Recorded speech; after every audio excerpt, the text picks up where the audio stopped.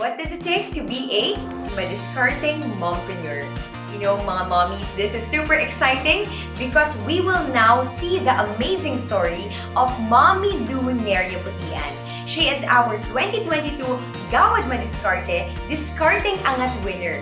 At aalamin natin kung paano nga ba niya sinimulan at pinalago ang kanyang online home business. But first, please do click like, share, and subscribe for more entertaining, inspiring, and educational videos dito sa aming YouTube channel na makakatulong din sa inyong pagnenegosyo.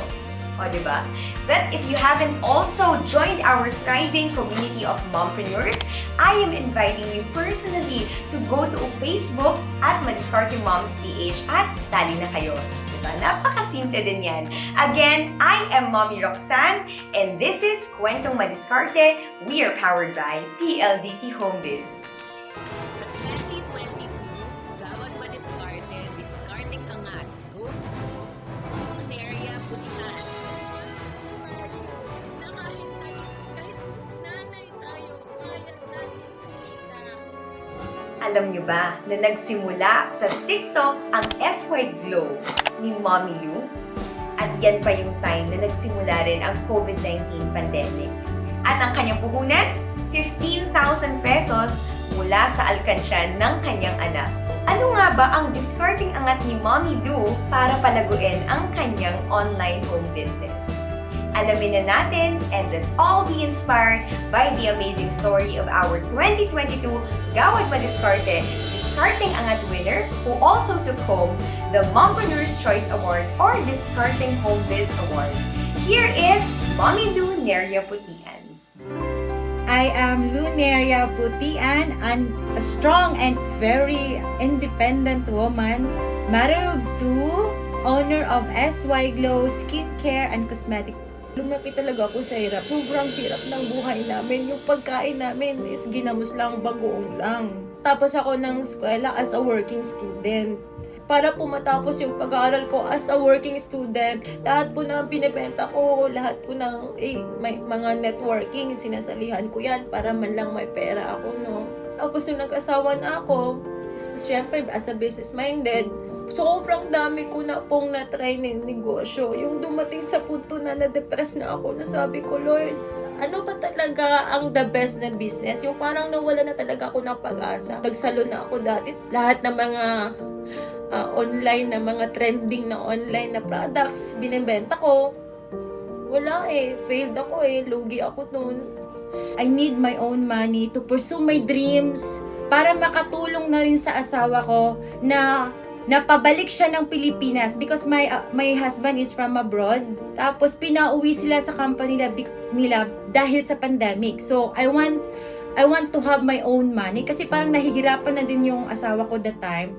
Kasi yung sahod nila binawasan ng half of their normal salary. Sabi ko, what if forever ito? I started from TikTok. I was so down that time. I was so depressed. I started from scratch. From the piggy bank of my kids. 15,000 po yung start ng aming SY Glow. And then I have on hand na 5,000. And then yung mga bashers ko, binabash nila ako na nagpaturok ng lota. So, ang ginawa ko, why not gawing negosyo? Kasi they're asking me, what's your skincare? What's your lotion? So yun, naghanap ako ng manufacturer. Tapos, before that, kasi may helper ako sa bahay, may angel ako. Sobrang morena niya, no? Since TikToker na ako, I have 80,000 na followers doon. Sabi ko, nag-video ako, sabi ko, if this angel puputi, that means yung ginagamit ko talaga na product is very effective. Babalikan ko kayo after 14 days. Sabi ko lang sa kanila, mga TikTokers ko noon. And it went viral. Nagiging 2.3 million views po yun. At talagang pumuti po talaga ang aking angels. In just 1 week, na-sold out po lahat ng product ko. 100 pieces of lotion, 100 pieces of sabon lang po ako nagsimula. And everything start from TikTok. Doon po ako nagsimula. Malaking tulong po ang pagsali ko ng Madiskarte Mom PH dahil po na-inspire po ako sa mga mommies doon, yung mga hustle story, side hustle story nila. Sobrang dami pong nagpo-post ng mga storya nila na ganito, kahit nanay sila, may mga income sila, sariling income, hindi po hadlang na hindi ka kikita. So kahit nasa bahay lang, kikita po, ganyan. I am not who I am today without PLDT, without that platforms. Nakilala ako dahil dyan. Nowadays, everything is online. Dahil sa pandemic, mas madali po sa amin na magbenta online. And yung mga target markets namin, nandun na halos lahat, sir, eh. And it changed my life. Gawin niyo pong inspirasyon ang lahat ng mga pagsubok sa buhay. Never give up talaga. Turn your wounds into wisdom. You need also to follow your dreams. And always remember that God is always there for you no matter what happened. Ako ay may discarding angat dahil isa akong inspirasyon sa lahat ng mga ina na kahit nasa bahay lang tayo, pwede tayong kikita habang mag-aalaga sa ating mga anak at asawa. Congratulations to you, Mommy Lou, our Discarding Angat and Discarding Home Biz winner. I am so happy for you, and I hope tulad ko, lahat ng mga mommies dito ay na-inspire din to have their own goals and follow their dreams, especially in building their own online home business. At lagi nating tandaan, hindi naman hadlang ang pagiging nanay or pagiging may bahay for us to earn and to become financially independent. Siyempre, ang kailangan natin dyan, puso, tiyaga, at diskarte.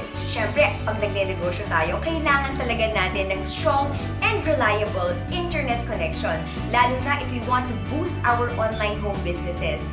And with PLDT Home Biz, we can get speeds of up to 60 Mbps. Meron pa tayong backup Wi-Fi, only calls to smart PLDT and talk and text para mas tipid, and we have free access to e-commerce partner solutions.